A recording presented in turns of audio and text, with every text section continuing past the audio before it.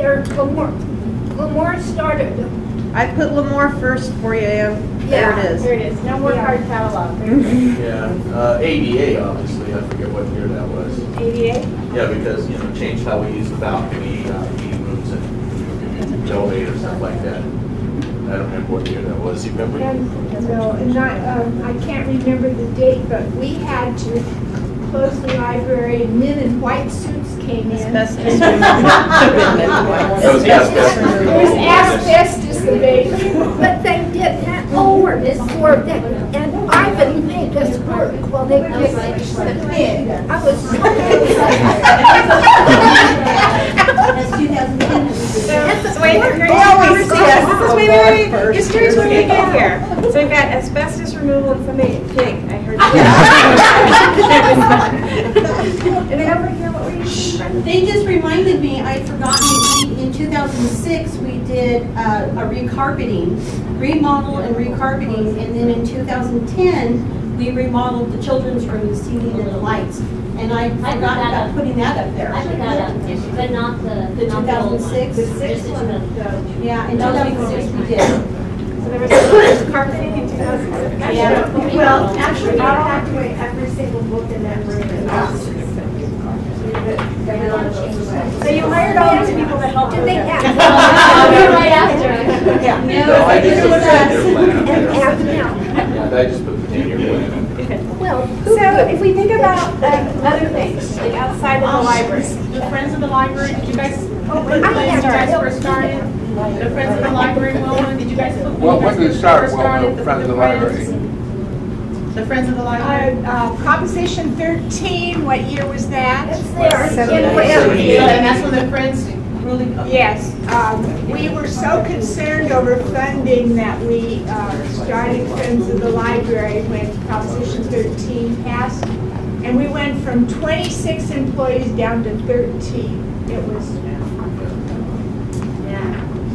It's a pretty devastating loss of infrastructure. Right. Sure.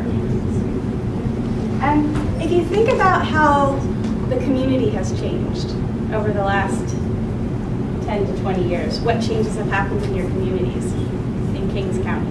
They've grown. They've grown? The biggest. I remember when I first started. Said that. Wait. Ground rules. If we could listen to one person at a time, I just want to make sure we hear everybody's story. When I first started, which was 88, we did a lot of magazine runs down to the basement. We don't do that anymore. So it's more computerized than it was back in then. So our patrons have changed from actually reading to more of just working with computers. So doing more online, less of a... Yeah. We don't do a lot of magazine or newspapers. I remember the Wall Street Journal get stacks up Every day. or their stock reviews and all that. So, We also have more people from different areas that are now in our area. We're growing up, it was more Hanford, Armona, you know, now we have people from, you know, Europe and, you know, different states. We have a lot more of that than we've ever had. And I think a lot of that's because of the base, our military base. Anything else you've noticed that has changed? Changed the community? There's a large Latino population, larger than even when I moved in here in around 90. There's a large Latino population, and yeah. And they're starting to become at least a little bit Stratford and Kettleman, Middle Eastern population, Yemeni.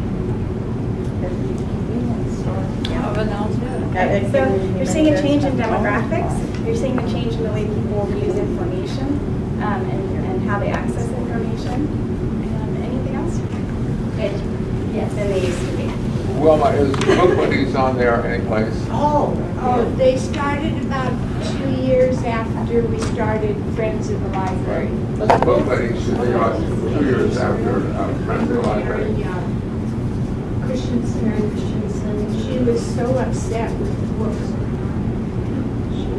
Yeah, but it was never the size it was. Okay, so you have a lot of history, and so what was it? I know 19 1913. A little more. All right. Why not? You know, the State Library. James Gillis was the state librarian at the time who wanted to make sure that all. This is the early 1900s. Wanted to make sure that all Californians had access to the state library's resources. So he was the one who developed the county library system. And he had Harriet Gertrude Eddy and Mary Dexter Henshaw, two women who went out on horseback and on boats across icy waters, traveled all across the state trying to get smaller libraries that were in towns to unify and to become county libraries. It's a pretty amazing history. And the diary of Harriet Gertrude Eddy was really fun to read as she traveled and what she would see. And there were libraries in chicken coops, old chicken coops. There were libraries in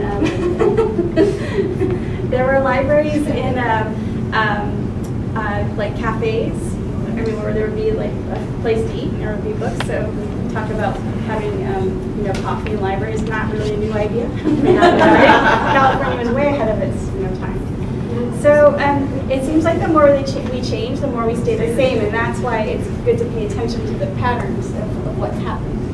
So as we talk about the future, I just want to touch upon the power of assumptions, because our assumptions really drive what we're going to do. And this is a postcard that is from the 1950s, and it says, because everything in her home is waterproof, the housewife of 2000 can do her daily cleaning simply by hosing down the living room. And so this is supposed to be the year 2000, right? And this is a 1950s concept that we're going to be hosing down our. We all do that, right? But if you look at this postcard, there are some assumptions about the future being made here, and I don't know if you can come in closer. I don't bite if you want to see. Can anybody see what some of the assumptions are about the future? And from this woman still does. Yes. Like maybe we're retro. Yeah. She does retro. And she probably has, high heels on. Probably. Yeah. And then she can actually stay at home. Loves to. Yeah. Sorry? It's a dream. Oh, we were talking about girls? Yeah, It doesn't look to me like they were imagining yet the restrictions on plastics. Yeah. And some of the problems that we have since started to understand. Okay, absolutely. So the assumption that, well, in the 1950s, plastic was everything. I mean, plastic was so cool. I know. So we're assuming that in 2050 years later, that plastic is still like major technology in some way. Yes. Are there books or photos or something in the right corner, like on that table? I think they're books. Well, there's an ashtray there. Yeah, there's an ashtray. Basically, the interior looks exactly the same as that time when we went then. Except she can pose. She doesn't drink. Except for that. Everything else is very same. Yeah. It's like they couldn't imagine how it was going to look. They could only imagine. Does anybody wear an apron anymore? You do? I do. You're wearing an apron.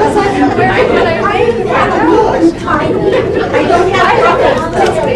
Oh, yeah, no ruffles. Exactly.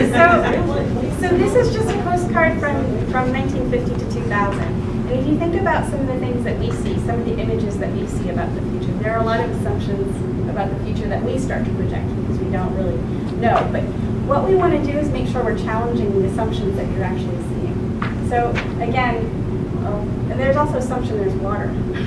They didn't think that way. Yeah. Or that much. So we have to, as we think about the future, we have to always challenge our assumptions about why we're thinking a certain way or why we think something will happen. And so I want to, as we're talking about, I'm going to share with you 5 questions I like to think about as you think about the future. And as you're starting to do your strategic planning that you'll want to think about, just kind of ask yourself these questions.